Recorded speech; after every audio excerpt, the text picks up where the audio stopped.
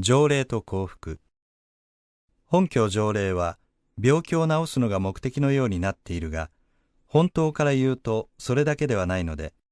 もっと大きな意味があることを書いてみるが、一言にして言えば、条例とは幸福を生む方法である。というのは、単に病気といってももちろん浄化であり、そのもとは霊の曇りの解消作用であるのは今更言うまでもないが、そればかりではなく、人間一切の苦悩のなくなる作用である。したがって、貧乏も争いも浄化の現れで、私の言う病貧相ことごとくがそれである。ところが、一切の浄化作用の中で、最も重要なのが病気であって、これは生命に関するものであるからで、したがって、病気さえ解決できれば、貧乏も争いも自然に解決されるのは当然である。もちろんそうなることが幸福の根本であるから、不幸の原因は全く霊の曇りであるのはあまりにも明らかである。それを簡単にして確実な方法こそ、霊の曇りの解消法としての条例であるから、最初に述べたごとく、条例は一人病気のみではないことである。それについて一層詳しく書いてみよう。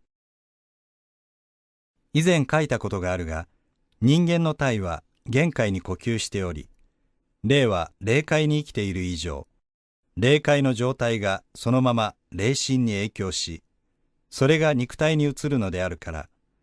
人間の運命のその根本は霊界にあるのである。そうして、霊界も限界と等しく、上中下多数の段階になっており、これを分ければ大別して3段階になっている。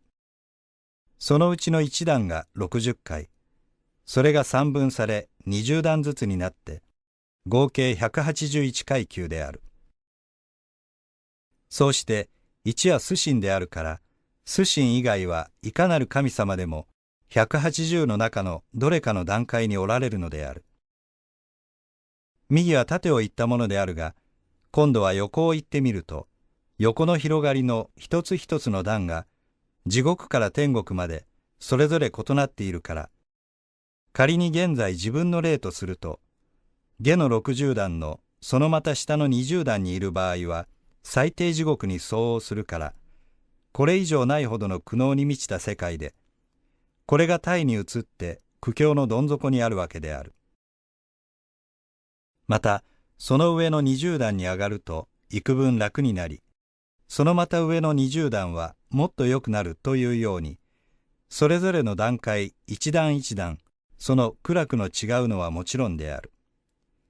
それで、右のごとき、下の60段を突破すると、今度は中の段階になる。すなわち、中界、八股であるから、限界に相応するので、そのまた中から上の60段へ入ると、ここは天国であるから、天人の地位となり、歓喜悦楽の境遇となるのである。右のように、その人のいる段階そのまま通りが運命となるのだから、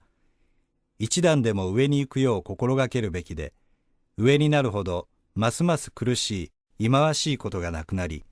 幸福は増すのである。つまり、浄化すべき苦痛の必要がなくなるからである。だから、人間は霊心が下段にある間は、どんなに知恵を振るい、骨を折ってもダメである。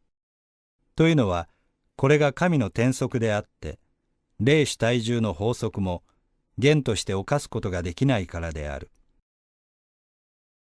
故に、幸福になるには、どうしても、霊を清めて軽くし、少しでも上位になるよう心がくべきで、それ以外に方法は絶対にないので、ここに条例の大いなる意義があるのである。昭和27年3月25日。